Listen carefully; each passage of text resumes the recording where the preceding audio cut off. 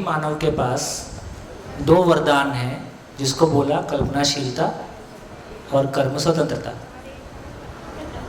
और 5 ऐश्वर्य, जिसको बोला रूप, बल, धन, पद और बुद्धि।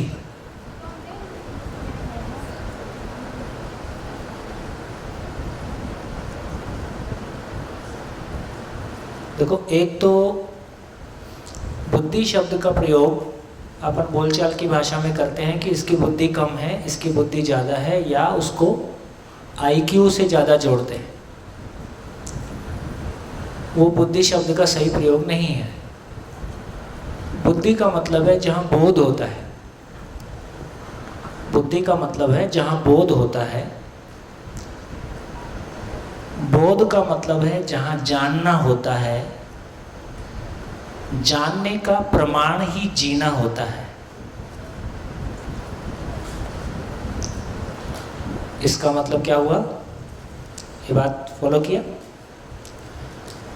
अभी तक जिंदा रहने के धरातल तक हमने बात की कि मानव की पहचान का आधार कभी हम रूप के साथ जोड़े रखते हैं, बल के साथ, धन के साथ, पद के साथ, और उसकी कहानी हमने देखी कि भूतकाल की पीड़ा, वर्तमान से विरोध और भविष्य की चिंता। लेकिन वो जो गगन है जहाँ प्यार ही प्यार पलता है, उसका मतलब है कि एक और चीज़ मानव के पास है, बुद्धि। इसका मतलब ये हुआ, बुद्धि क्या चीज़ है? जहाँ बोध होता है, जानना होता है। जानने का मतलब ही जीना होता है। इसका मतलब यदि जीना नहीं हुआ तो क्या नहीं हुआ? यदि जीना नहीं हो पा रहा है तो क्या नहीं हो पा रहा है? क्या नहीं हुआ? जानना नहीं हुआ, तो इसका मतलब जीना नहीं हुआ तो जानना नहीं हुआ, जानना नहीं हुआ तो बोध नहीं हुआ, बोध नहीं हुआ तो बुद्धि का प्रयोग नहीं हुआ। तो अभी तक जो कुछ भी हम पढ़ते लिखते हैं उसमें हमारी 2 क्षमताओं का उपयोग होता है। एक तो मेमोरी, कोई चीज़ को हम स्मरण में, क्या बोलते हैं गुजराती में, स्मृति। एक तो हमारी स्मृति को हम यूज़ करते हैं, दूसरा लॉजिक को हम यूज़ करते हैं। तो अभी तक की सारी एजुकेशन वो लॉजिक, तर्क और स्मृति को यूज़ करके हुई है, जिसको हम बुद्धि शब्द से कभी कभी बोलते हैं, लेकिन ये बुद्धि नहीं है। ठीक? तो बुद्धि का मतलब है जहाँ बोध होता है। इसका मतलब है कि बोध होने से जानना होता है, जानने से जीना होता है, और जीना हो गया तो ये होता है। तो बुद्धि के नीचे प्यार ही प्यार पलता है, वहाँ कोई नेगेटिव चीज़ नहीं पलती है ना? तो वो जगह है। तो फिर अभी जब हम जिंदा रहने के धरातल पर चर्चा करते हैं कि रूप, बल, धन, पद ये आदमी की पहचान का आधार आदमी यूज़ करता है, लेकिन ये गलत है। इससे ये एक मैसेज जाता है कि धन और पद कोई गलत चीज़ है क्या? तो धन पद गलत चीज़ नहीं है। उसको, धन और पद को यूज़ करने वाला कौन है? मैं किसी पद पे बैठ गया हूँ, ये सम्मान की बात है, या मैं उस पद पे बैठ के करता क्या हूँ, ये सम्मान की बात है? क्या लगता है? मैं टीचर हो गया हूँ, ये सम्मान की बात है, कि मैं टीचर होकर डिलीवर क्या करता हूँ, ये सम्मान की बात है? मेरे पास पैसा है, ये सम्मान की बात है, मैं पैसे से करता क्या हूँ, ये सम्मान की बात है। तो इसका मतलब यह हुआ कि पद और धन को यूज करने वाली चीज कौन है? पद और धन का सदुपयोग करने वाली चीज क्या है? उस चीज का नाम बुद्धि है। तो यदि हमारा बुद्धि वाला एरिया नहीं खुला तो हम धन और पद का, शरीर का, रूप का, सबका दुरुपयोग करेंगे आगे और पीछे, और जिससे हम दुख पाएंगे। तो हम सब ने मेहनत करके दुख पाया है। हाँ, हम सब ने मेहनत करके दुख पाया है, जबकि उसी मेहनत से हम सुखी हो सकते हैं। जिन लोगों ने किसी परम सुख को पाया है उनके लिए भी साधन वही थे, जिन लोगों ने परम दुख को पाया है उनके लिए भी साधन वही थे।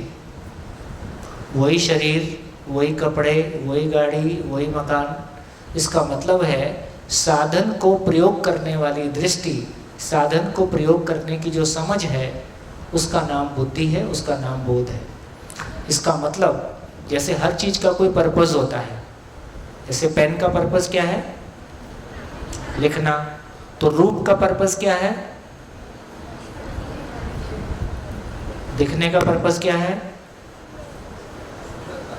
रूप का पर्पस क्या है?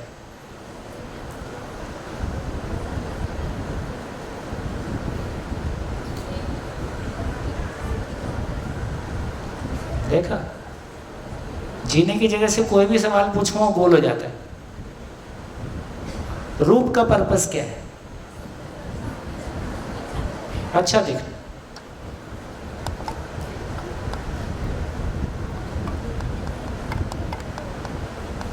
आप रूप देख के पहचान लेते हो ना, जैसे हम दो रूप देख के पहचान लेते हैं, गुजराती है, ये नेपाली है, ये रशियन है, ये साउथ इंडियन है। और क्या पहचानते हैं?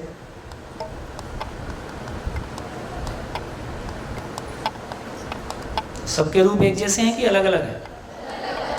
यदि यहाँ के नीचे का फोटो किसी का दिया जाए तो पहचान लो कि कौन है। तो रूप का पर्पस क्या है? चेहरे का पर्पस क्या है?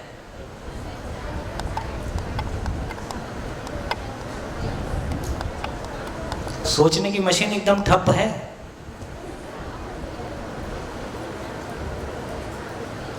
हाँ, पहचान किसी ने बोला, किसने बोला?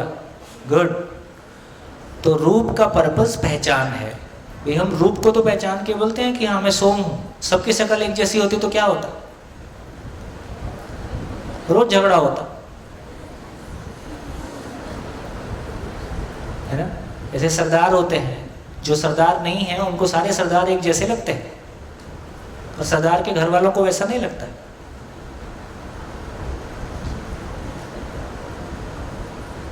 समझ में आ गया? तो रूप का पर्पस है, तो ये मेरी आईडी है। आईडी तो है, तो रूप मेरी आईडी है, मेरे को पहचानने का तरीका है। तो रूप मेरी आईडी है। बल क्या है, धन क्या है, पद क्या है, इनका पर्पस क्या है?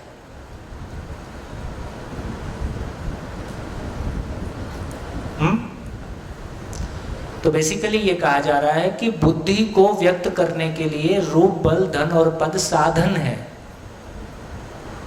रूप, बल, धन और पद क्या है? साधन है। हम क्या मान के चल रहे हैं? धन और पद को हम साध्य मान के चल रहे हैं, लक्ष्य मान के चल रहे हैं। तो रूप, बल, धन, पद साधन है। किसके लिए? बुद्धि को व्यक्त करने का, अपनी समझ को व्यक्त करने का। किसी को बहुत बड़ा पद मिल गया और उसको समझ नहीं है तो क्या करेगा? पद का सदुपयोग करेगा कि दुरुपयोग करेगा? दुरुपयोग करेगा। तो इससे हमको समझ में आता है कि कई लोग हैं जिनके पास समझ ज़्यादा है, पद छोटा है। कई लोगों की समझ कम है लेकिन पद ज़्यादा है। लेकिन आदमी का सम्मान किससे होता है? पद से होता है कि सही अर्थों में उसकी समझ से होता है ना। पद बड़ा हो और आदमी की समझ नहीं है तो हम सम्मान नहीं कर पाते। पद छोटा हो और वो किसी गहरी समझ के साथ हो तो भी हम उसका सम्मान कर पाते हैं। तो दोस्तों, हमको हर चीज़ का पर्पस पता चल जाएगा तो हर चीज़ अपनी जगह में आ जाएगी। या तो यदि जगह में नहीं है तो या तो उसका अधिमूल्यन होता है, ओवर इवेल्युएट करते हैं या अंडर इवेल्युएट करते हैं। सभी जगह में हम परेशान होते हैं, दूसरों को परेशान करते हैं। तो कपड़े का भी कोई पर्पस है, शक्ल का भी कोई पर्पस है, शरीर का भी कोई पर्पस है, धन का भी कोई पर्पस है। अस्तित्व में जो कुछ भी है, नेचर में जो कुछ भी है, उसके होने का कोई पर्पस है। और ये पर्पस गुजरात और दिल्ली में बदल जाएगा कि एक ही जैसा रहेगा? ये पर्पस हमेशा एक ही जैसा रहेगा, ये कभी नहीं बदलता है। वो जो पर्पस है हर चीज़ के होने का और मेरे होने का भी पर्पस है, उसको पहचान लेने का नाम सुख, जो कभी नहीं बदलता है। तो जो चीज़ें कभी नहीं बदलती हैं उनको पहचानने से हमारा भाव और विचार कैसा होगा? स्थिर होगा कि अस्थिर होगा? जो चीज़ें कभी नहीं बदलती हैं उनको पहचानने से हमारा भाव और विचार स्थिर होगा कि अस्थिर होगा? स्थिर हो जाएगा। और जो चीज़ें परिवर्तनशील हैं उनमें स्थिरता ढूंढने से, है ना, हम अस्थिर रहते हैं। ये बात हमने पहले की है। तो इससे हमारी ये क्लैरिटी बनी कि रूप, बल, धन, पद और बुद्धि ये मानव के पास 5 ऐश्वर्य हैं। हेलो, आवाज़ है? पीछे है? पीछे आवाज़ है? हेलो हेलो, नमस्कार नमस्कार, हेलो हेलो, नमस्कार नमस्कार, हेलो हेलो हेलो। हाँ जी, तो ये क्लैरिटी बनी। क्या क्लैरिटी बनी? एक तो ये समझ में आया कि वर्तमान शिक्षा में हम क्या यूज़ कर रहे हैं? केवल मेमोरी, स्मृति और तर्क। वर्तमान पूरी शिक्षा में हम तर्क और स्मृति को इस्तेमाल कर रहे हैं, जबकि मानव के भीतर एक बड़ी क्षमता है जो अभी तक यूज़ नहीं हुआ है ना, उस पर हमारा बहुत ध्यान भी नहीं गया है। तो ये बोध की क्षमता, अस्तित्व जैसा है, संसार जैसा है, उसको वैसा जानने की क्षमता, उसको अनुभूत करने की क्षमता, ये मानव में कोई अलग चीज़ है। उससे कम में मानव का वो सुखी वाला गगन नहीं आता है। उसके पहले पैसा आ सकता है, पद आ सकता है ना, भोग आ सकते हैं, संसार घूम सकते हो, लेकिन वो गगन नहीं आता। ये बात पहुंची।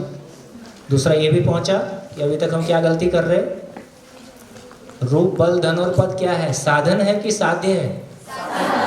साधन है। हम जूता सर पे रख के चल रहे, जूता पैर में ही ठीक लगता है ना, तो जूते की जगह पैर है। और आदमी का सम्मान बुद्धिपूर्वक जीने में है, समझपूर्वक जीने में है। धीरे से ये हमको ध्यान में आया। चलो अब बताओ, सभा में कितने लोग जी रहे हैं, कितने लोग जिंदा हैं? कितने लोग जी रहे हैं, कितने लोग जिंदा हैं? चलो, कितने लोगों को लगता है कि जी रहा हूँ, जी रहा हूँ अभी, आज इसी क्षण में जी रहा हूँ? तो जितने लोग जी रहे हैं इनको तो शिविर की जरूरत है नहीं, ये तो घर जा सकते हैं।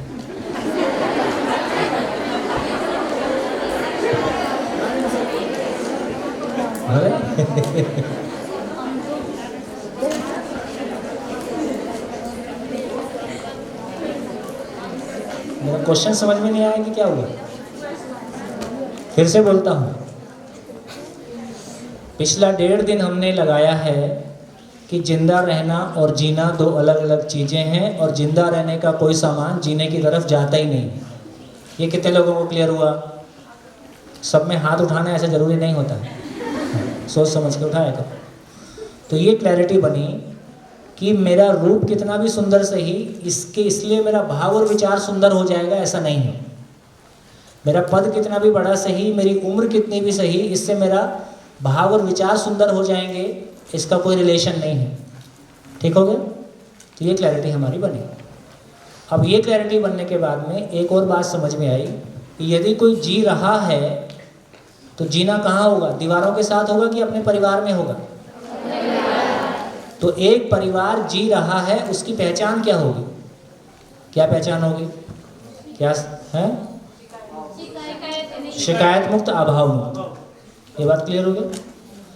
तो ये मतलब हो गया कि यदि एक परिवार जी रहा है, वो कहता है कि मैं जी रहा हूँ, तो इसमें ये चेक करना होगा कि परिवार में किसी रिश्ते में कोई गिला शिकवा शिकायत नहीं है और किसी वस्तु के अभाव की मानसिकता नहीं है, तो ये कहा जाए। और ऐसा परिवार क्या करेगा? चुपचाप बैठा रहेगा कि कुछ करेगा? दूसरे परिवारों के भी शिकायत मुक्त, अभाव मुक्त होने के लिए अपने योगदान को करेगा, है ना? ऐसा नेचुरली होगा। तो अब यदि मैं पूछूं कि सभा में कितने लोगों को लगता है कि हमारा परिवार जी रहा है?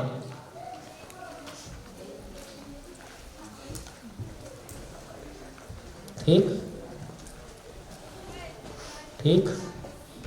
मेरे ऐसा कहने से कितने लोगों के मन में कोई विरोध या असहमति आती है कि नहीं, कुछ तो इसमें गैप है, कुछ तो हम कर रहे हैं? तो मैं उस जगह को थोड़ी सी बनाने की कोशिश करता हूँ, क्योंकि तर्क में तो ये आ जाता है कि कैसे दोनों अलग अलग है और हमारे परिवार में गिला शिकवा शिकायत है, मानसिकता में अभाव है, इसलिए जीना तो नहीं हो रहा है। फिर भी हमको लगता है कि हाँ, कुछ तो ऐसा है जो हम जी रहे हैं, तो उसको समझने की कोशिश करते हैं। एक एग्जाम्पल जो मुझको बहुत अच्छा लगता है और जिसके अच्छे रिजल्ट भी आते हैं, तो उसको मैं आपके सामने रखता हूँ, फिर आपको आंसर देना है। तो ऐसे ही किसी सभा में ये सारी चर्चा होने के बाद तो किसी ने कहा कि मैंने 65 बार 65 टाइम्स ब्लड डोनेट किया है। ठीक हो गया? कितनी बार? 65 टाइम्स। और ऐसा कह के वो कोई अहंकार नहीं बता रहा है, केवल हमारी चर्चा ऐसी हो गई है जिसकी वजह से जिंदा रहना और जीना दो अलग अलग भाग में आ गया। अब उसको लगता है कि मैं तो इतने साल बहुत अच्छा ही जिया हूँ, लेकिन जो सामने आया है उससे कन्फ्यूज़न पैदा हो गया है। तो कहता है कि अब बताओ मैं जिंदा हूँ कि जी रहा हूँ? ठीक। अब व्यक्ति हमारे सामने नहीं है, इसलिए व्यक्ति की चर्चा नहीं करेंगे। हम केवल इस बात पे चर्चा करेंगे कि ब्लड डोनेट करना, ब्लड डोनेट करने की घटना बिना किसी आर्थिक अपेक्षा के, बिना अखबार में नाम छपाने की अपेक्षा के, ये जिंदा रहने में आएगी कि जीने में आएगी? गुड। कितने लोगों को लगता है जीने में आएगी? हाँ जी। कितने लोगों को लगता है जिंदा रहने में आएगी? तो ज़्यादा संख्या में लोग बोल रहे हैं जीने में आएगी। सही क्या चीज़ होती है जिसमें संख्या ज़्यादा होती है कि नहीं?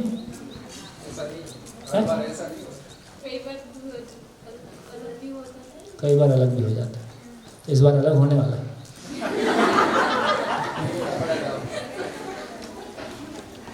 हाँ जी, दोनों अपना अपना समझाएं।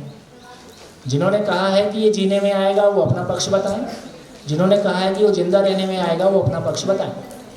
बोलिए। माइक यही चलेगा कि बाकी भी चलेंगे? चलेगा।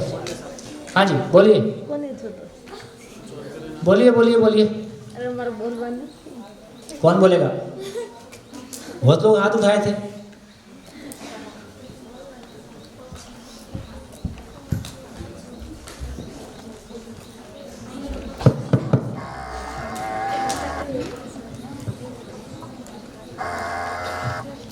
धारिणी नाम है मेरा। दिल से, मन से, इच्छा से अगर हम ब्लड डोनेट करते हैं तो वो जीना ही है ना। देखो, दिल मन और सबको तो अभी रख देते हैं बाजू में। हाँ, अपनी मर्जी से करते हैं। हाँ, अपनी मर्जी से करते हैं, ऑफ कोर्स, वो तो बात आपकी ठीक है। तो अपनी मर्जी से करते हैं तो जीने में आएगा, ऐसा आपका कहना है? हाँ। कितने लोग इनसे सहमत हैं? हाथ उठाइए, उठाइए उठाइए, संकोच न करें। ठीक है। और कुछ, और किसी को इस पक्ष में कहना है? ब्लड इच्छा से, स्वेच्छा से ब्लड डोनेट करने की घटना जीने में आएगी, इस पक्ष में किसी और को बोलना है?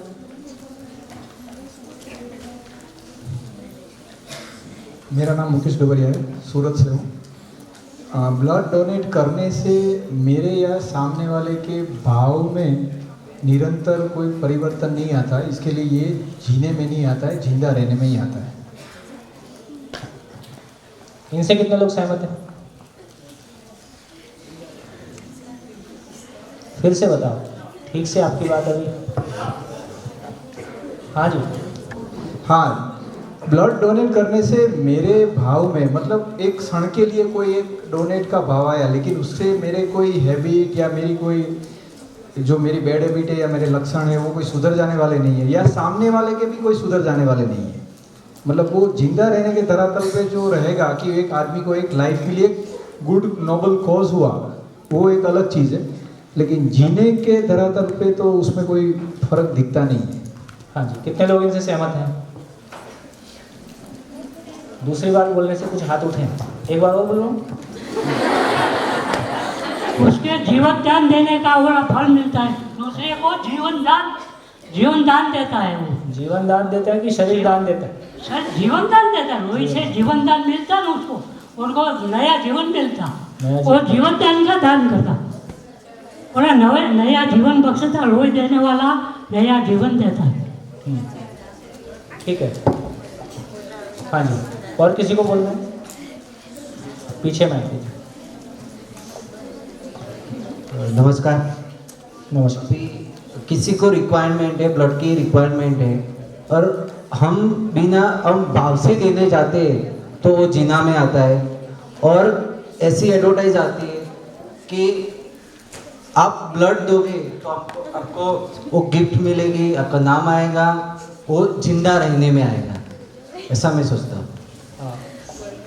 ये आपने कुछ लिया नहीं है उसकी तुलना में, तो वो जीने में आएगा। हाँ, यस, मैं हाँ, किसी अभी ज़रूरत है, उसको ब्लड की ज़रूरत है, तो वो जीना में आएगा। हर कुछ जो ब्लड डोनेट वाले, ब्लड डोनेट, वो जो जीने की परिभाषा थी, वो जो जीने का स्वरूप सामने आया था, वो आपको ध्यान है? जीना मतलब क्या? जीना मतलब स्वीकृति का, स्वयं के प्रति विश्वास, संबंधों के प्रति विश्वास। वो क्या विश्वास लगता है? तो स्वयं के प्रति विश्वास, संबंध के प्रति विश्वास, तो ब्लड डोनेट करने से स्वयं के प्रति, संबंध के प्रति विश्वास आ जाएगा? नहीं, हमारा वो भाव है, वो विश्वास है कि दूसरे व्यक्ति को, जिसको अभी ब्लड की जरूरत है, वो मैं देने जाऊंगा। जिसको हमने ब्लड दिया, उसके ब्लड ना देते तो क्या होता? मर जाता है। हाँ। ठीक, यस। ब्लड दिया तो क्या हुआ, जिंदा रह गया। यस। तो ब्लड देने से दूसरा भी जिंदा रह गया, हमारे ब्लड देने से उस व्यक्ति में स्वयं में विश्वास, उसके संबंध ठीक हो गए। इधर ब्लड की बूंद बूंद जा रही है, उधर उसके सारे घर वाले उसके प्रति विश्वास से भरते जा रहे हैं। नहीं, मैं ऐसा नहीं सोचूंगा कि वो खुश हो ना, मेरी रिस्पॉन्सिबिलिटी मैंने अदा की। देखा, ऐसा ऐसा ऐसा जो कन्फ्यूज़न है, अच्छा होता है, ये कितना अच्छा है कि ब्लड डोनेट करने से जीना नहीं होता है। यदि ब्लड डोनेट करने से जीना होता तो क्या होता? तो आप बोलते सोम भाई आप इतना सुना रहे हो, हमको भी इतने 8 दिन तक सुनना पड़ रहा है, तो आपका ब्लड ही ले लेते हैं, है ना।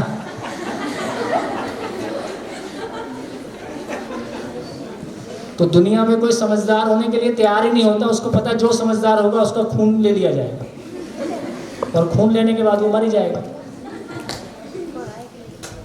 ये समझ में आ रहा है? तो ये कितनी शुभ घटना है। अस्तित्व अपने आप में पूर्ण है, ये प्रकृति अपने आप में पूर्ण है, उसमें कोई गलती नहीं है। यदि ब्लड डोनेट करने से जीना हो पाया होता, यदि ब्लड डोनेट करने से जीना हो पाया होता, ब्लड डोनेट करने से अच्छा लगता है कि मैंने 1947 में ब्लड दिया था और आज तक मेरा स्वयं में विश्वास, संबंध में विश्वास, सब ठीक चल रहा है। तो बीवी से संबंध खराब है, किसी को खून देके आ जाओ। मेरे भीतर भूतकाल की पीड़ा, वर्तमान से विरोध, भविष्य की चिंता है, ब्लड डोनेट करके आ जाओ। अभी तक भी यही कर रहे थे, बीवी से झगड़ा है, चल आइसक्रीम खा के आएंगे। क्या लगता है? तो ब्लड डोनेट करना, मैंने ब्लड डोनेट किया बिना किसी स्वेच्छा से किया तो मुझको अच्छा लगता है, इसलिए जगह खाली रखी है बोल के। देखो, कुछ लोग हैं जिनको हम कह रहे हैं संवेदनहीन, कुछ लोग हैं जिनको हम कह रहे हैं संवेदनशील, और कुछ लोग हैं जिनको हम कह रहे हैं संज्ञानशील।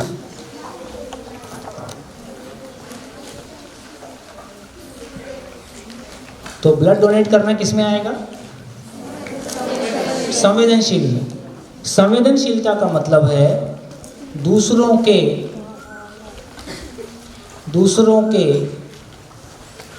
जिंदा रहने के लिए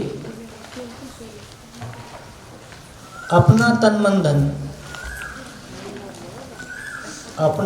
मन धन प्रसन्नतापूर्वक, स्वेच्छा से लगाना। तो संवेदनशीलता के कामों में क्या क्या गिनेंगे?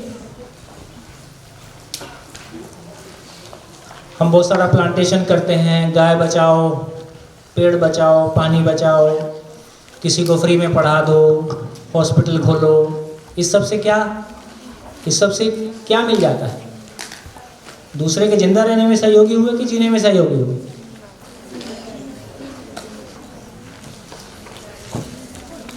दूसरे को फ्री में पढ़ा दिए तो उसके जिंदा रहने में सहयोगी हुए कि जीने में सहयोगी हुए? जिंदा रहने में। जॉब मिलेगी, जॉब मिलने से पैसा मिलेगा। किसी को चोट लगी है, उसको पट्टी करवा दिए तो उसके जिंदा रहने में सहयोगी हुए कि जीने में सहयोगी हुए? जिंदा रहने में सहयोगी हुए। और ये कोई खराब चीज़ नहीं है, इसकी आवश्यकता है ही, ये कोई अच्छी मनस्थिति की बात है। तो हमारी क्लैरिटी बनी, कोई भी व्यक्ति यदि संवेदनहीनता से ऊपर उठेगा तो संवेदनशीलता में जाएगा, संवेदनशीलता से और ऊपर उठेगा तो संज्ञानशीलता में जाएगा। लेकिन अभी तक हमारी अच्छे आदमी की परिभाषा कैसी है? किसी जगह में हम अपना कोई पैसा लगा देते हैं, है ना, उससे किसी का जीना हो जाता है कि उसके लिए सुविधा हो जाती है, सुविधा हो जाती है ना। पैसा लगने से, बिल्डिंग बनने से, है ना, सामान आने से जीना नहीं होगा। हाँ, वो उसके लिए साधन है। तो ये क्लैरिटी हमारी बनी कि बेसिकली उसको संवेदनशीलता कह रहे हैं। अभी तक संवेदनशीलता को जीना कहा जाता है। ये ध्यान में आ रहा है? अभी तक जो लोग संवेदनशील हैं उसको हम जीना मान लेते हैं।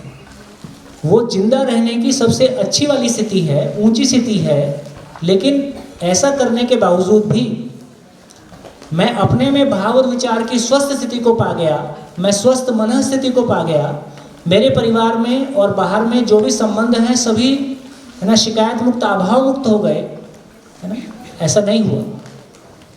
कितने लोगों तक ये बात पहुंच रही है? किसी को कंफ्यूजन है तो बोलो,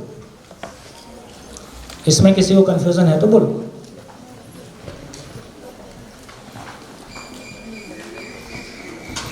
क्या समझ में आया? इस चर्चा से क्या समझ में आया?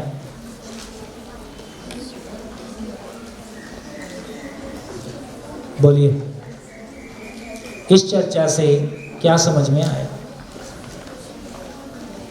नमस्ते सर। ब्लड डोनेशन से या फिर कोई भी डोनेशन करने से, ऑर्गन डोनेट करते हैं कोई, माइक थोड़ा दूर कर लीजिए, या फिर कोई पैसा डोनेट करते हैं या अपना श्रम डोनेट करते हैं, टाइम देते हैं, ये सब करने से मुझे नहीं लगता कि जैसे संवेदनहीन से संवेदनशीलता तक पहुंचते हैं, लेकिन स्वयं के प्रति विश्वास, ये जो बात है ये मूल बात है, तो ये नहीं हो पाएगी। शायद ये भी हो सकता है कि मैं अगर कुछ डोनेट करता हूँ तो मुझे अभिमान और अहंकार भी आ सकता है, ये ठीक है। और उनसे स्वयं के प्रति विश्वास बढ़े या ना बढ़े, लेकिन संबंध बिगड़ सकते हैं। बहुत बढ़िया। जिसको भी डोनेट किया है वो आदमी ऐसा सोचेगा कुछ टाइम तक हमारा मान भी सम्मान भी देगा, लेकिन हमारा वर्तन अगर ठीक नहीं रहेगा, हमारे भाव ठीक नहीं रहेंगे, हमारा विचार ठीक नहीं रहेगा, तो ये बिल्कुल उल्टी परिस्थिति हो जाएगी। अच्छा करने गए और बुरा हो गया। बहुत बढ़िया। बहुत सारे लोग मैंने ऐसे डोनर देखे हैं जिनके अहंकार का कोई सीमा नहीं होता है। डोनेट कर देते हैं, फूल हार पहन लेते हैं, और 50-60 बार मैंने डोनेट कर दिया। मैंने खुद ने भी डोनेट किया है बहुत बार ब्लड, लेकिन आज ये बात समझ में आई कि डोनेट करने से हमारे संबंध, हमारी स्थिति, हमारे भाव नहीं बदल सकते। Thank you.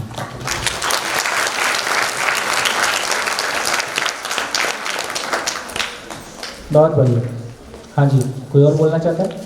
माइक पीछे दीजिए, माइक पीछे।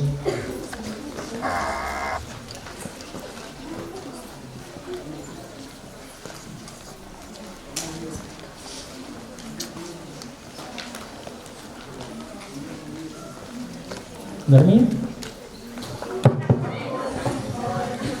हेलो, मेरा नाम शैलेश पटेल है, मैं गांधीनगर से आ रहा हूँ। ब्लड एक बार मैं डोनेट करता हूँ तो मुझे एक बार खुशी मिलती है, हाँ। लेकिन वो खुशी थोड़े टाइम तक रहती है, वो परमानेंट नहीं रहती है। हाँ। तो जो परमानेंट जो नहीं मिलती है तो उसको हम जीना नहीं कहते हैं। बहुत बढ़िया, बहुत बढ़िया। क्या समझ में आया? निष्कर्ष क्या निकला? निष्कर्ष क्या निकला? एक नया निष्कर्ष निकला और एक नए तरीके से हमारे सोचने को दिशा मिली। हो सकता है एक व्यक्ति, हाँ जी सभी को नमस्कार, हो सकता है एक व्यक्ति शिक्षित हो, अशिक्षित हो, अमीर हो, गरीब हो, किसी भी धर्म और जाति का हो, किसी भी देश का हो, महिला हो या पुरुष हो सकता है वो अब ये 3 कैटेगरीज में आ जाएगा। या तो वो संवेदनहीन है, या वो संवेदनशील है, या वो संज्ञानशील है। संज्ञानशीलता का मतलब जीना, जीने की काफ़ी सारी अच्छी चर्चा आप लोगों से हुई है, और मैं सभा को बधाई देना चाहता हूँ कि इतने बड़े शिविर में जितनी क्लैरिटी के साथ जीने को लेके कम्युनिकेशन हुआ है, चर्चा हुई है, वो काफ़ी संतोषजनक है। ठीक, ऐसा मेरा सोचना ठीक है? तो अब हमको एक नया आयाम मिला अपने बारे में सोचने का। क्या? कि मैं जिंदा हूँ कि मैं जी रहा हूँ। दूसरा, मैं संवेदनहीन हूँ कि संवेदनशील हूँ। और एक आदमी जो संवेदनहीन है हमेशा संवेदनहीन होता है या किसी के लिए संवेदनशील भी होता है? जैसे पशु भी अपने बच्चों के लिए जब वो दूध पीता है तब वो संवेदनशील होता है। गाय का बच्चा, जब गाय बच्चा देती है उस अपने गाय के बच्चे के पास किसी को आने नहीं देती है, ठीक है। और जब दूध पीना छोड़ देता है फिर कोई प्रॉब्लम नहीं है। तो इसका मतलब है कि संवेदनशीलता पशुओं में भी देखी जाती है।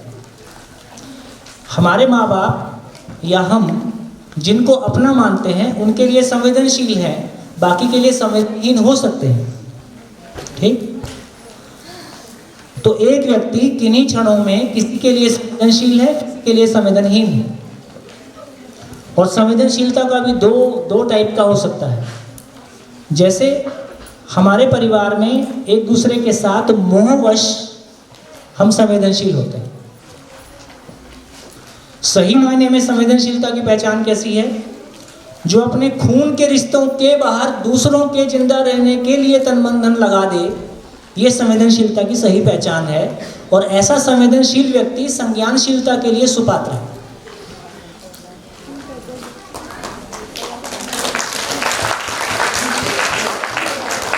तो सार क्या निकला?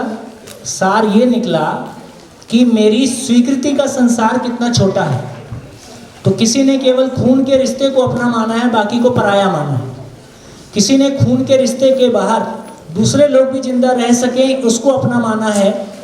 और किसी ने सभी स्वयं के प्रति विश्वास और संबंध के प्रति विश्वास, जो पुरानी चीज भारत में कही गई है, वसुधैव कुटुंबकम, सुना है कि नहीं? क्या मतलब होता है? विश्व एक परिवार हो जाए, ऐसी हमारी चाहना है। हमारा परिवार परिवार नहीं हो पा रहा है, उसका बंटवारा हो जाता है। तो ये चाहत हमारी सफल हो जाए तो विश्व की सबसे छोटी यूनिट मेरा परिवार है।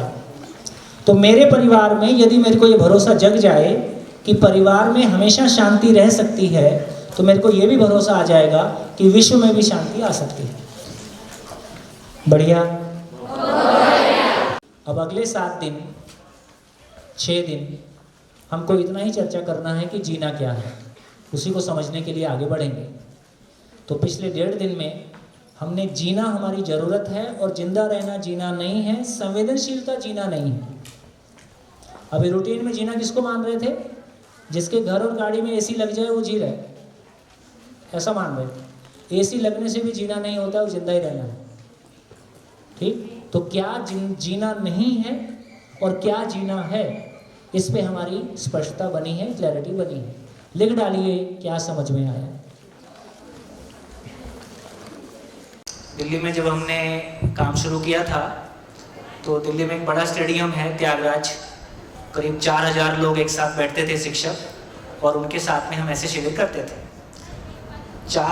लगभग 1 महीने में 6 स्पेल किए। और एक माइक ऑफ कर लीजिए, माइक ऑफ कर लीजिए। और एक स्पेल में 4000 और 6 किए तो 24000। तो 1 महीने में हमने 24000 शिक्षकों के साथ में शिविर किया। तो जैसे जैसे संख्या आगे बढ़ती जा रही थी तो सभी लोग मेट्रो से आते हैं दिल्ली में, है ना, दिल्ली मेट्रो, और सभी डेली पैसेंजर हैं। तो जैसे ट्रेन में आते हैं तो मिलते हैं तो हाय हेलो करते हैं ना, नमस्कार। तो फिर वो ये पूछने लगे थे, हेलो जिंदा हो कि जी रहे?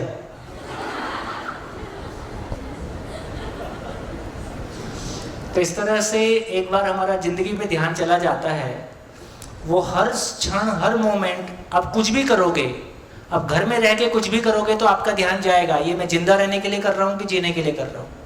अभी मैं ये सोच रहा हूँ, ये सोच मेरी जिंदा रहने के लिए है कि जीने के लिए है। अभी मैं ये बोल रहा हूँ, तो ये जो बोल रहा हूँ मैं जिंदा रहने के अर्थ में है कि जीने के अर्थ में है।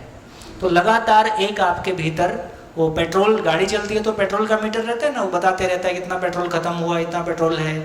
तो आपके भीतर जिंदगी का मीटर लग गया है, वो लगातार आपको बताएगा कि ये जो कर रहे हो ये जिंदा रहने का है। जैसे जैसे हम एक एक दिन आगे चलेंगे, जीने की खुशबू, जीने की खुशी, जीने का कॉन्फिडेंस, जीने की क्लैरिटी जैसे जैसे हमारे भीतर स्थिर होगी, वैसे वैसे लगातार मैं जो कुछ भी सोच रहा हूँ, मैं जो कुछ भी बोल रहा हूँ, मैं जो कुछ भी कर रहा हूँ, और जो कुछ भी रात में सपने भी देखता हूँ, सपने पे भी ध्यान चला जाएगा कि हाँ ये गाड़ी किधर जा रही है। तो 24 घंटे इससे ध्यान करते हैं ना, ध्यान साधना ऐसे बोलते हैं, आधा घंटे का ध्यान जब करते हैं। ये कैसा है? ये 24 घंटे की साधना। 24 घंटे खुद ही, ऐसा नहीं कि हम बहुत कोशिश करते हैं। जितनी जितनी बात हमको पहुंच जाती है, खुद ही हमारा ध्यान अपने आप पे चला जाता है। इस सारी बात को करते हुए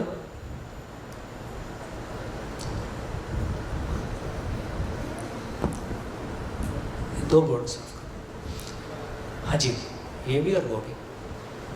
तो आगे जो हमको चर्चा करनी है चाय के पहले, अब चर्चा करेंगे कि ये तो समझ में आ गया, ये तो समझ में आ गया कि जिसको हम जिंदा रहना मान रहे थे वो जीना, जिसको हम जीना मान रहे थे वो जिंदा रहना है। चाहे संवेदनहीनता से जिंदा रहना है या संवेदनशीलता से जिंदा रहना है। चाहे हम बहुत पढ़े लिखे हैं, चाहे हम बहुत अनपढ़ हैं, चाहे हम अमीर हैं, चाहे हम गरीब हैं, चाहे हम बहुत बड़े पद पे हैं, इससे भी कोई फ़र्क नहीं पड़ता है।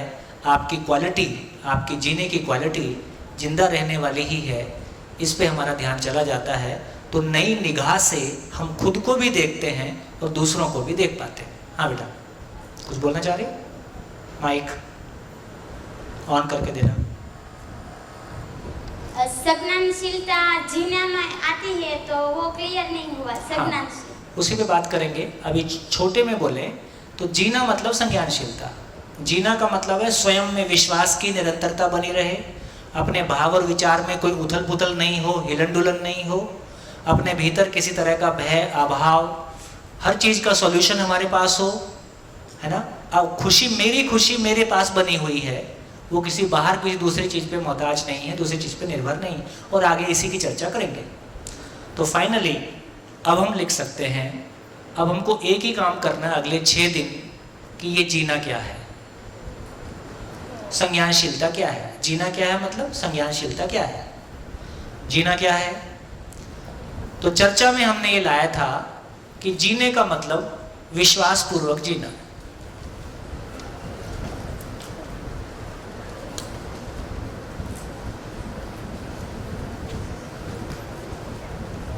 जीने का मतलब विश्वास पूर्वक जीना ही होता है। विश्वास हमारे भीतर कब होता है और कब नहीं होता है ना। विश्वास हमारे भीतर कब होता है और कब नहीं होता है। कब होता है? जब टीचर क्लास लेते हैं और वो कोई क्वेश्चन पूछते हैं और हमको क्वेश्चन का आंसर नहीं आता है तो हम क्या करते हैं? जब टीचर क्लास में क्वेश्चन पूछ रहे होते हैं, हमको आंसर नहीं आता है तो हम क्या करते हैं? किसी की कमर के पीछे अपनी गर्दन छुपा लेते हैं। टीचर हमको देख मत ले, कि हमसे पूछ देगा तो फिर क्लास में बेइज्जती खराब हो जाएगी।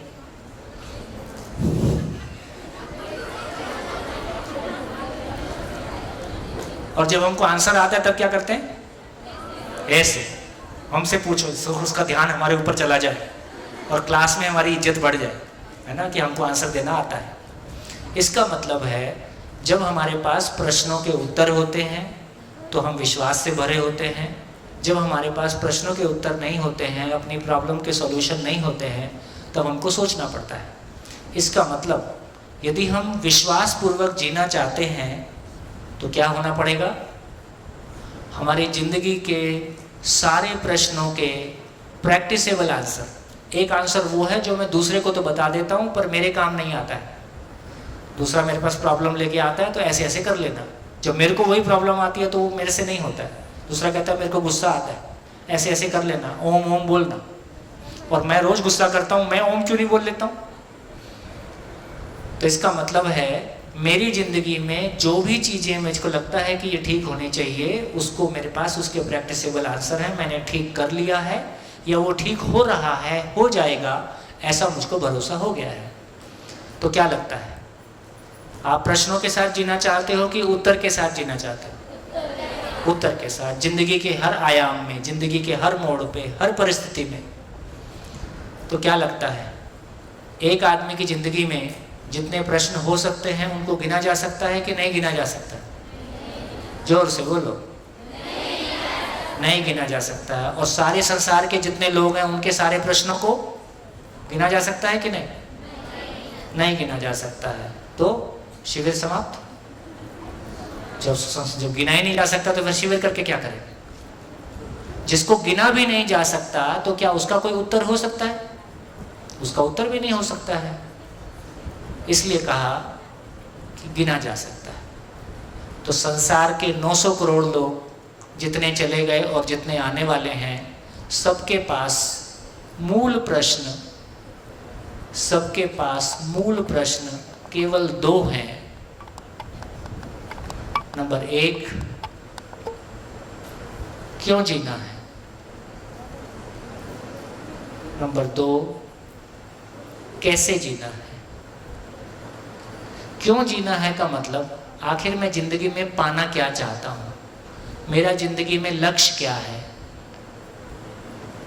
और उसको पाने का तरीका क्या है। मैं पाना क्या चाहता हूं और उसका तरीका क्या है।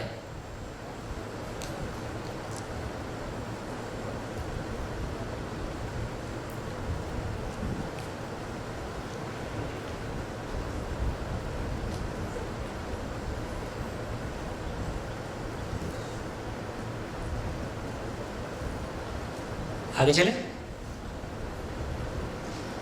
देखो, कभी हमने माना कि मेरे को सीए बनना है, कभी हमने माना कि इंजीनियर बनना है, लेकिन वो बनने के बाद पता चला कि कुछ और शेष है। इसका मतलब वो लक्ष्य था या कुछ और था, है ना? इसका मतलब वो लक्ष्य का मतलब है, पाने का मतलब है मैं ऐसी क्या चीज़ पाना चाहता हूँ जिसको पाने के बाद और कुछ पाना शेष ना हो, मेरे को लगे कि हाँ जो मैं पाना चाहता था वो हो गया। अभी जो मैं पाना चाहता हूँ जब तक नहीं मिला तब तक लगता है कि पाना है, और जब पा लिया उसके बाद लगता है कि कुछ और पाना है। ऐसी स्थिति बनी रहती है। चलिए उस पर चर्चा करेंगे। लेकिन अभी मैंने आपसे पूछा कि एक आदमी की ज़िंदगी में कितने प्रश्न हो सकते हैं, तो आपने क्या बोला?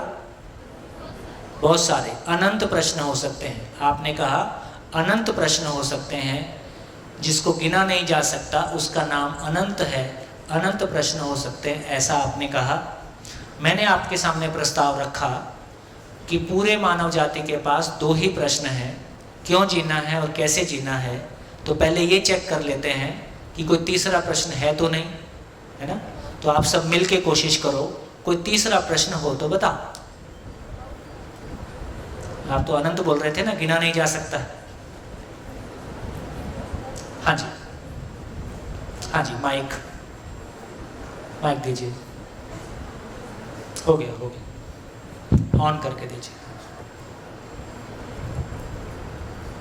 किसके लिए जीना चाहिए? किसके लिए जीना है? क्या ढूंढ रही हो?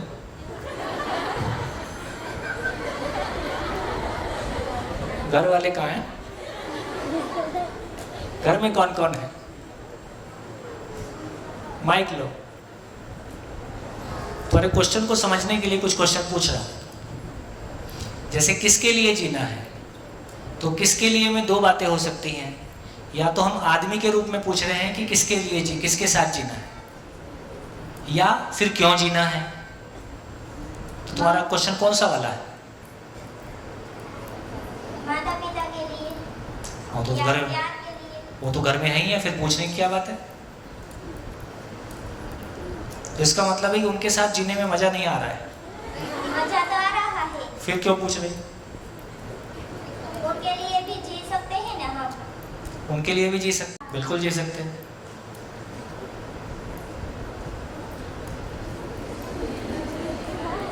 और कुछ पूछ रही हो? नहीं, संकोच मत करो। और कुछ पूछ रही हो तो बताओ। क्वेश्चन पूरा हो गया? पूरा हो गया। हाँ जी, तीसरा क्वेश्चन। आपने कहा था कि अनंत है, नहीं गिना जा सकता। मैं आपके सामने प्रस्ताव रख रहा हूं कि 2 ही प्रश्न है। तीसरा कोई प्रश्न हो आपके पास तो बताइए।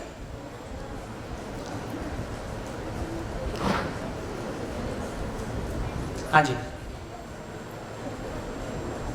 तीसरा प्रश्न। वो सभी लोग जो पहली बार शिविर में आए हैं, बाहर से आए हैं, सभी कोशिश कर सकते हैं। हाँ जी, माइक दीजिए। पीछे खड़े हो जाएं तो आपको माइक दें। ये संसार किसने बनाया, या फिर इसका जो बनाने वाला है वो, या ये कैसे बना, उसके बारे में। हमारे या मानव के जीवन के पार के प्रश्न जो मानव को ऐसे कनेक्ट नहीं करते, क्यों जीना कैसे जीना, वो नहीं, किसने बनाया। हाँ, ये किसने बनाया है ये आप क्यों समझना चाहते हो? क्यूरियोसिटी मतलब क्यूरियोसिटी क्यों है? ऐसे नेचर में ऐसे ही कुछ नहीं।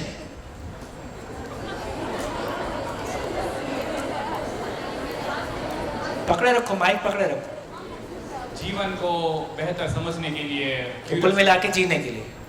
ठीक हो गया? अभी रुक जाओ, अभी रुक जाओ, जल्दी क्या। तो इसका मतलब ये हुआ कि चाहे मैं ये कहूं कि सृष्टि को किसने बनाया, मैं सृष्टि को किसने बनाया इसको समझना चाहता हूं ताकि मेरा जीना आसान हो जाए। क्योंकि मैं जब जीना चाहता हूं तो सृष्टि के साथ भी जीता हूं, पेड़ पौधे के साथ में जीता हूं, पशु पक्षी के साथ में जीता हूं। और ये मेरे, यदि मैं इस संसार में आया हूं तो मैं भी बना हूं, सृष्टि भी बनी है। इसके पीछे बनाने वाला कौन है, किसने इसको बनाया, यदि वो समझ में आ जाए तो इसके पीछे जो मेरी जानने का जो मेरी क्वेस्ट है, जानना चाहता हूं। देखिए सूत्र है, जानना ही जीना है। जानना ही जीना है। जीने का मतलब भाव और विचार। मैं जब दूसरों के साथ प्रकट करता हूं वो तो बहुत कम समय के लिए व्यक्त होता हूं, लेकिन मेरे भाव और विचार में तो 24 घंटे चलता है। यदि मेरे भाव विचार में 24 घंटे चलता है और ये क्वेश्चन चल रहा है कि आखिर ये सृष्टि कैसे बनी, तो आखिर ये सृष्टि कैसे बनी यदि मुझको पता नहीं है तो मेरे भाव और विचार में निश्चितता रहेगी कि अनिश्चितता रहेगी? प्रश्न होगा कि उत्तर होगा? प्रश्न होगा। और प्रश्नों के साथ जीना होता है कि उत्तर के साथ जीना होता है? तो ये जानना मेरे लिए जीना है। अगर ऐसे देखा जाए तो ये कैसे जीना, क्यों जीना के सिवाय के कोई भी सवाल है, जैसे कि ये रूम का लेंथ क्या है या फिर कोई भी सवाल है, तो उसका एक ही रीजन हुआ क्यूरियोसिटी, और उसका एक ही रीजन नहीं, क्यूरियोसिटी नहीं। यदि रूम की लेंथ का सवाल है तो रूम की लेंथ में इसलिए देखना चाहता हूँ कि भाई हम 600 आदमी बैठने वाले हैं, इसमें बैठ पाएंगे कि नहीं बैठ पाएंगे। हाँ, तो वही क्यूरियोसिटी हुई ना। क्यूरियोसिटी नहीं है। क्यूरियोसिटी केवल इतनी ही नहीं है। कुछ चीज़ें हैं जो क्यूरियोसिटी के लेवल पे मुझको स्टेबिलिटी देते हैं, कुछ हैं जो एक्शन के लेवल पे स्टेबिलिटी देते हैं। हमको इस हॉल में कोई कार्यक्रम करना है, वो कार्यक्रम इसमें हो पाएगा कि नहीं हो पाएगा, ये क्यूरियोसिटी नहीं है, ये केवल जानना नहीं है, ये तो एक्शन प्लान हो गया। बढ़िया। हाँ जी, तीसरा क्वेश्चन, क्यों जीना है, कैसे जीना है के अलावा कोई तीसरा क्वेश्चन हो तो बताइए।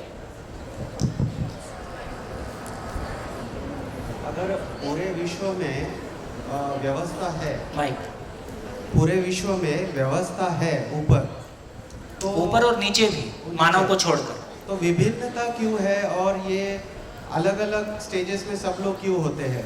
एक ही स्टेज पे सब लोग क्यों नहीं पहुंच जाते हैं? ऐसे डिफरेंस अलग अलग स्टेजेस क्यों है?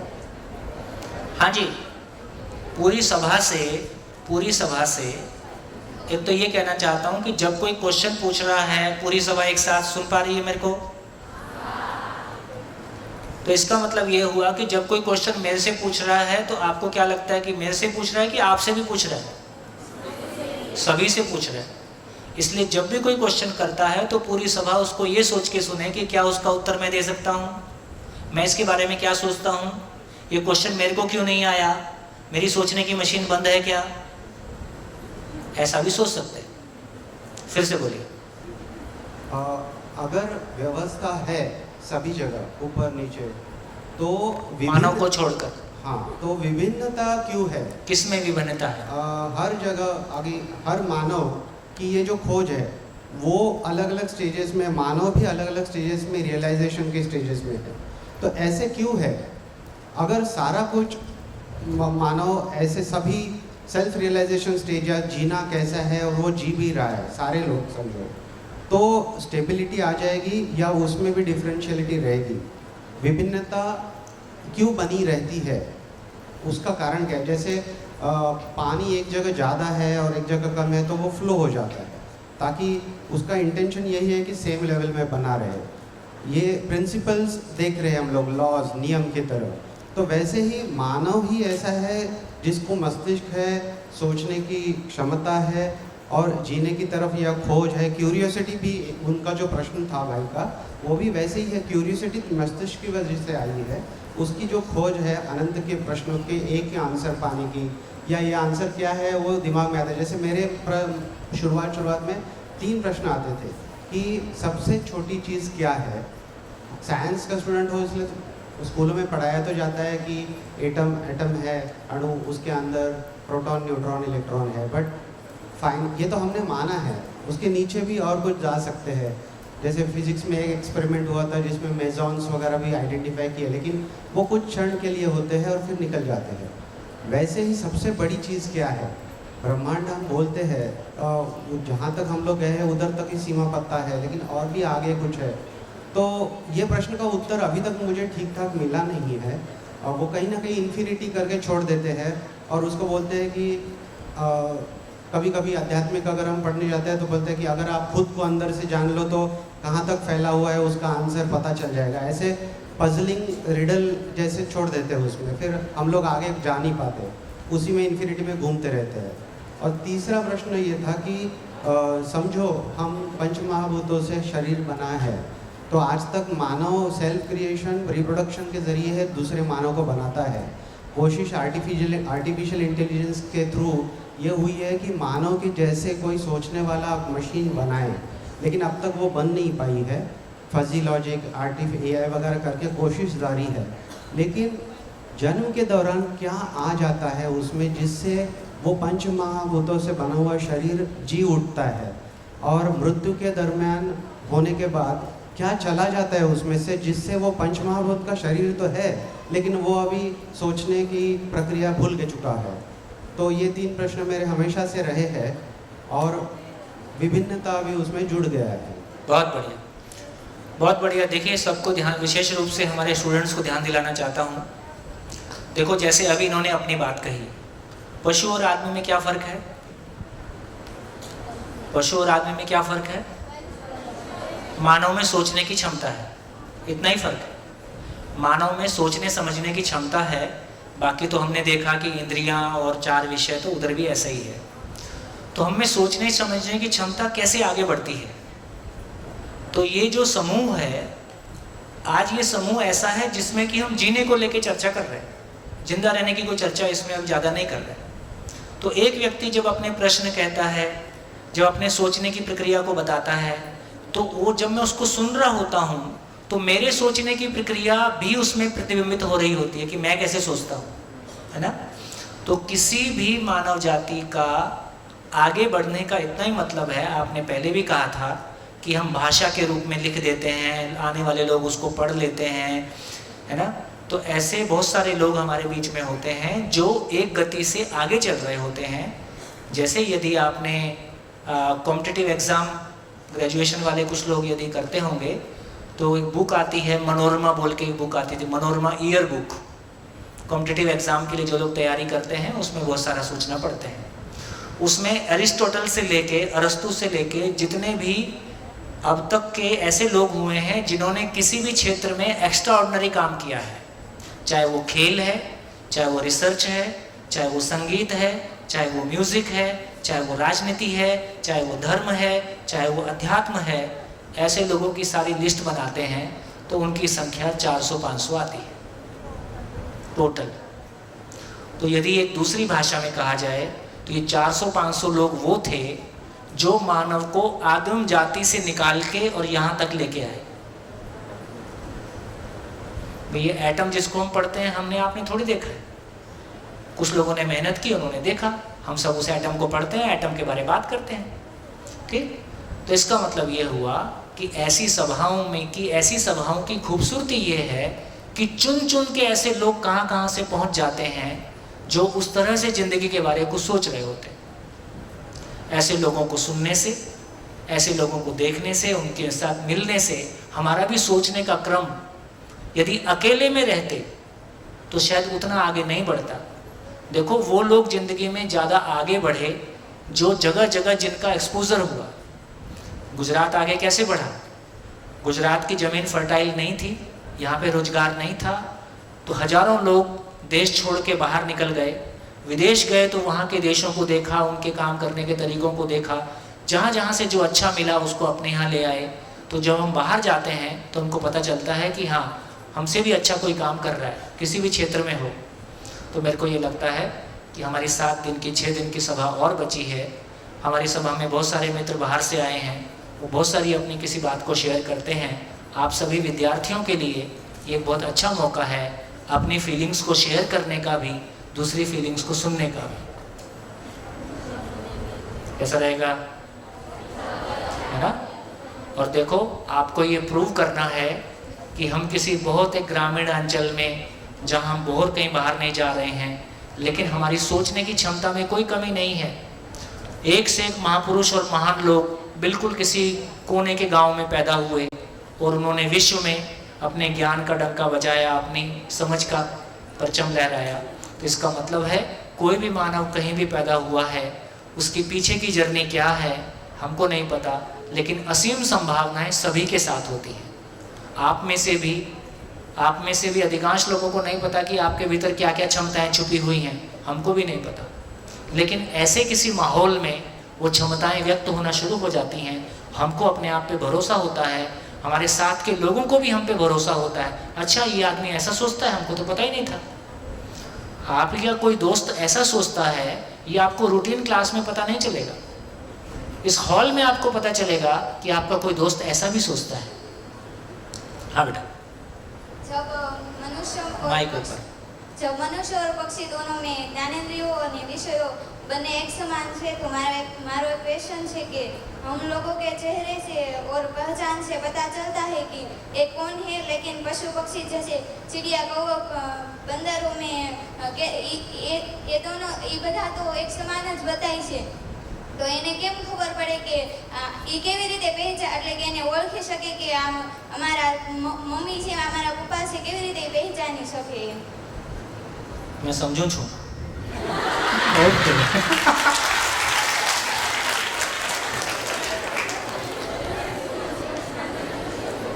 लोग घर में गाय पालते हो? गाय है, गांव में सब में घर में गाय होती है। जो शहर में रहते हैं उनको लगता है सारी गाय एक जैसी होती है, लेकिन जो गाय पालता है उसको एक एक गाय की शक्ल का पता होता है। ऐसे ही होता है, उधर भी ऐसे ही होता है। हाँ हाँ, कर। एक सूत्र है कि सब पढ़े और सब आगे बढ़े, तो पीछे कौन रहेगा? पीछे कोई क्यों रहना चाहिए? और सब पढ़ने से आगे नहीं बढ़ रहे हैं, सब समझें, सब आगे बढ़े।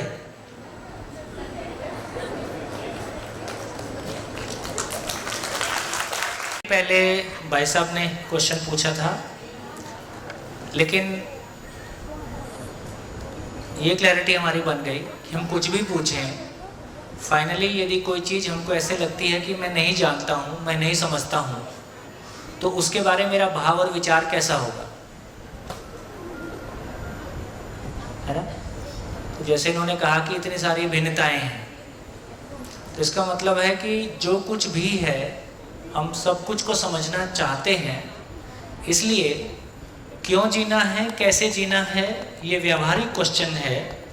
इन दोनों क्वेश्चंस का आंसर हमको पता चल जाए, उसके लिए जो कंटेंट है वो कितना है, उसके लिए कंटेंट भी कुल मिला के इतना ही है कि ये संसार क्या है और मैं क्या हूँ और करना क्या है, कुल इतना काम है। संसार क्या है, मैं क्या हूँ, करना क्या है ना? मैं कहाँ हूँ, संसार में हूँ, और संसार क्या है मुझको पता नहीं है। तो मैं क्या, करना क्या है, जीना कैसे है, ये मुझको पता नहीं है। तो कंटेंट के रूप में, समझने के रूप में फैलाव इतना ही है कि ये संसार क्या है, कहाँ से आ गया, क्यों बन गया, मैं क्या हूँ, संसार में मैं कैसे आ गया, मैं कैसे बन गया, और मुझको करना क्या है ना? तो आगे जाएंगे तो जितने भी प्रश्न आते हैं कैसे आते हैं, या तो जीने से आएंगे या फिर जो भी आएंगे वो संसार को समझने से आएंगे। संसार कहाँ से आ गया, किसने बना दिया, ऐसा ही क्यों है, इसमें इतनी भिन्नताएं क्यों हैं, इस तरह की बात हम करेंगे। चलिए आगे बढ़ते हैं। तो हमने कहाँ से शुरू किया?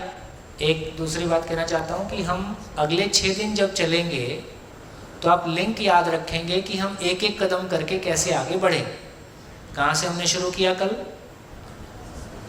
एड्रेस गलत है ना? एड्रेस गलत है। क्या गलत है एड्रेस? जिंदा रहने को जीना मान रहे, संवेदनशीलता को जीना मान रहे, सुविधा को जीना मान रहे, पढ़े लिखे होने को जीना मान रहे, पैसे को जीना मान रहे, ये कोई भी जीना नहीं है। ये गलत है, ऐसा नहीं है। पैसा हमारी ज़रूरत है, पद हमारी ज़रूरत है, कपड़े हमारी ज़रूरत है, लेकिन ये जिंदा रहने का जुगाड़ है, जीने का जुगाड़ अभी शेष है। आज हम कहाँ से शुरू कर रहे हैं? जीना क्या है? जीना क्या है मतलब? तो मैं विश्वास पूर्वक जीना होता है। विश्वास में जब भी कमी है उसका नाम झेलना होता है, वो जीना नहीं होता है। विश्वास कैसे आता है? सभी प्रश्नों का प्रैक्टिसेबल आंसर हो, जीने के लायक उत्तर हो, उससे हम विश्वास के साथ में जीते हैं। कितने प्रश्न हैं? ऐसे लगता है अनंत है। जांच के देखा तो 2 ही है। क्यों जीना है, कैसे जीना है, कहीं से भी पूछें, कुछ भी पूछें। फिर से लास्ट एक आपके लिए कॉल। 2 प्रश्नों के अलावा तीसरा और कोई प्रश्न आपके ध्यान में आता हो तो बोले। तीसरा प्रश्न, तीसरा प्रश्न। माइक खड़े हो जाएं।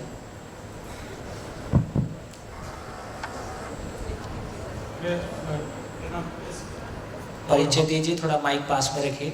मेरा नाम जय है और मैं बड़ौदा से हूँ सर। क्या करते हो? मैं जॉब करता हूँ सर। जॉब करते। हाँ, मेरा मानना ये कि हम सोच रहे हैं कि हम क्यों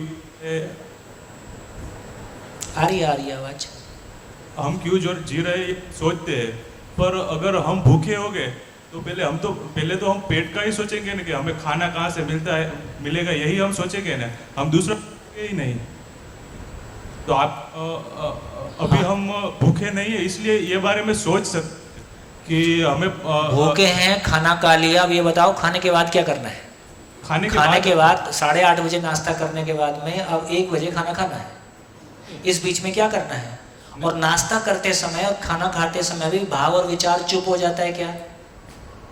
खाना खाते समय और नाश्ता करते समय भी यदि मेरे भीतर कुछ ऐसा चल रहा है जो मेरे लिए दुखदाई है तो मेरा नाश्ता भी गया, खाना भी गया। सर मैं ये इसका मतलब ये हुआ कि हमारे जिंदा रहने का जो भी कुछ, हम एक माँ बाप की शरण में पैदा होते हैं, उस समय हमारे जिंदा रहने की जिम्मेदारी उनकी होती है।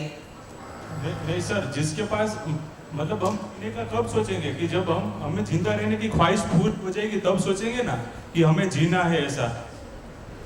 मतलब जिसके पास है ही नहीं कुछ, वो कैसे सोच सकता है कि हमें ये भी रास्ता है? वो तो जिंदा रहने का ही पहले सोचेगा ना। वो सोचेगा कि मेरे पास एक, पहले सोचेगा मेरी साइकिल आ जाए, फिर सोचेगा बाइक आ जाए, फिर सोचेगा कार आ जाए।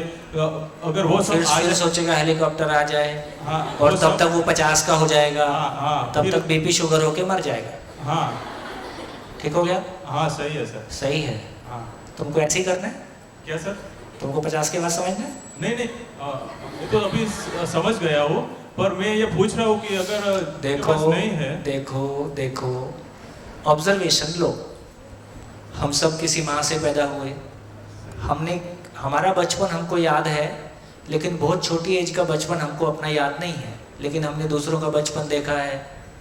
एक छोटा बच्चा जब भाषा सीख लेता है, ज़्यादा समय वो खाने की चीज़ मांगता है कि ज़्यादा समय क्वेश्चन पूछता है? क्वेश्चन पूछता है। खाने की चीज़ कम समय मांगता है, क्वेश्चन ज़्यादा समय पूछता है। ये क्या है, वो क्या है? इससे क्या समझ में आता है? एक छोटा बच्चा जो भाषा बच्चा सीख लेता है, कितना, 1.5 साल, 2 साल का बच्चा, 2 साल का बच्चा भाषा बोलने लगता है। 2 साल का बच्चा भाषा बोलने लगता है और 2 साल का बच्चा ये पहचानता है कि रोटी कपड़ा मकान मेरी जिंदा रहने की जरूरत है, लेकिन मेरी जरूरत तो मेरे क्वेश्चन का आंसर है। प्रकृति से, नेचर से कोई गलती नहीं हुई। दुर्भाग्य क्या है? दुर्भाग्य ये है कि हम जिन माँ बाप के यहाँ पैदा होते हैं, जिस परिवेश में पैदा होते हैं, उन सब ने जिंदा रहने को जीना मान रखा है। हाँ सही है। और जब भी हम क्वेश्चन पूछते हैं, चुप, बोल A फॉर एप्पल। हाँ। और ये काम का क्वेश्चन नहीं है, ये एग्जाम में थोड़ी आएगा। तो धीरे धीरे वो हमको ठोक पीट के जिंदा रहने के सांचे में डाल देते हैं। इसलिए अब समझ में आता है कि माँ बाप और बच्चों के बीच में दूरी क्या है, क्यों दूरी है। बच्चे हमसे क्या मांग रहे हैं? जिंदा रहने की मांग रहे कि जीना भी मांग रहे? हमारे एक बच्चा छोटा रहता है तब ज़्यादा क्वेश्चन पूछता है कि बड़ा हो जाता है तब ज़्यादा क्वेश्चन पूछता है? छोटा रहता है। तो हम बड़े लोगों ने अपने भ्रमवश, स्वयं को शरीर मानने के कारण, अपने आप को ना जानने के कारण, जिंदा रहने को जीना मानने के कारण, एक पैदा हुआ बच्चा जो जिंदगी की तलाश में आया है, उसको ठोक पीट के जिंदा रहने में फिट कर दिया। ये उसका दुर्भाग्य है। ठीक हो गया? इसलिए जो दूरी माँ बाप और बच्चों के बीच में है, अब माँ बाप को समझ में आ रहा है हमारी योग्यता कितनी है, बच्चे की चाहना कितनी है। तो बच्चे की चाहना घर में पूरी होती हुई दिखाई नहीं दे रही है, क्योंकि एक तो जैसे जैसे बच्चा बड़ा होता है, उम्र बढ़ने के साथ साथ बच्चों का अपने टीचर्स और पेरेंट्स के प्रति सम्मान बढ़ता हुआ दिखाई देता है या घटता हुआ दिखाई देता है? घटता हुआ दिखाई देता है। क्यों घटता हुआ दिखाई देता है? क्योंकि जैसे जैसे बड़ा होता है वो सही को समझे ना समझे लेकिन गलतियों को पहचानने लगता है। तो जब वो छोटा रहता है, अपने से बड़ों पे 100% विश्वास करता है कि इनको सब कुछ पता है, लेकिन जैसे जैसे बड़ा होता है तो उसको ये पता चलता है ये भी ऐसा आचरण करते हैं जो नहीं करने के लायक है और इनको भी सब कुछ पता नहीं है। तो वहाँ से नेगेटिव मार्किंग शुरू हो जाती है। इससे क्या समझ में आया? एक बच्चा जब पैदा होता है उसमें जीने की प्यास ज़्यादा है या जिंदा रहने की प्यास ज़्यादा है? जीने की प्यास ज़्यादा है। तो बचपन से ही ये ज्ञान, ये समझ आदमी को मिले, अपने माँ बाप से ही मिले, अपने मोहल्ले में ही मिले, अपनी प्री प्राइमरी एजुकेशन से ही मिले या 50 के बाद मिले? एजुकेशन में मिलनी चाहिए सर, पर नहीं मिल रही है। उसका क्या? तो वो जिम्मेदारी किसकी? हमारी आपकी है कि मंगल ग्रह से लोग आएंगे? जिम्मेदारी है हमारी है, तो स्वीकार करो सर। पर हर जगह कैसे स्वीकार कर सकते हैं? ये तो अभी आप जैसे लोग मतलब ऐसे ठीक है सर, पर ऐसे शिक्षा में वो सरकार आपको मना कर देगी ये शिक्षा में लेने के लिए। आप हॉल में ही बैठे बैठे सब मना करते रहो, समझने के बाद बात करना। ठीक है सर। समझने के बाद बात करना कि कौन मना करता है, देखते हैं। देखो अभी भी हमारी स्थिति ऐसी है, समझने वाले लोग ज़्यादा हैं, हम लोग कम हैं। हमारी स्थिति, हम भी धीरे धीरे और समझ रहे हैं। तो कोई चीज़ की कमी नहीं है, हमारा ना समझना ही सारी गति को रोके हुए है। बढ़िया। तीसरा क्वेश्चन, पीछे माइक, पीछे माइक, खड़े हो जाइए।